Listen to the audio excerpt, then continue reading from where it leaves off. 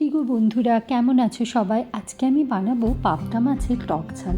পাবদা মাছের এই রেসিপিটা কিন্তু দুর্দান্ত খেতে হয়, জানো তো। এটার মধ্যে বেশ সুন্দর একটা টক মিষ্টি টেস্ট আসে। তাহলে চলো শুরু করা যাক। আমি প্রথমে এখানে 3 পিস পাবদা মাছ নিয়েছি। এরপর ওর মধ্যে দিয়ে দিয়েছি নুন, হলুদ, লেবুর রস, আদা, রসুন, কাঁচা লঙ্কার পেস্ট। তারপর মাছগুলো বেশ ভালো করে ম্যারিনেট করে নিয়ে 10 মিনিট মতো রেখে দিয়েছি। একটা প্যানে সর্ষের তেল গরম করে নিয়েছি। তারপর মাছগুলো দিয়ে দুটো পিঠ ভালো করে ভেজে তুলে নিয়েছি। তোমরা কিন্তু মাছ ভাজার সময় একটু সতর্ক থেকো, পাবদা মাছ কিন্তু অনেক সময় ফাটে।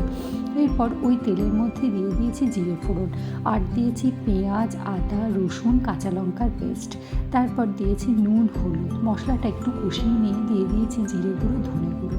তারপর মশলাটা খুব ভালো করে যখন কষানো হয়ে গেছে তখন ওর মধ্যে দিয়ে দিয়েছি টমেটোর পেস্ট দিয়ে আরও খানিকক্ষণ কষিয়ে নিয়ে গরম জল দিয়ে দিয়েছি। যখন গ্রেভিটা বেশ ভালো মতো ফুটে একটু থকথকে হয়েছে তখন গরম মশলা গুঁড়ো ছড়িয়ে নিয়ে ভাজা মাছের পিসগুলো দিয়ে দিয়েছি। আর দিয়েছি 2 চামচ লেবুর রস। আমি এখানে 1 চামচ মতো চিনি দিয়েছি, তোমরা চাইলে এটা নাও দিতে পারো। এরপর ধনেপাতা ছড়িয়ে মাছ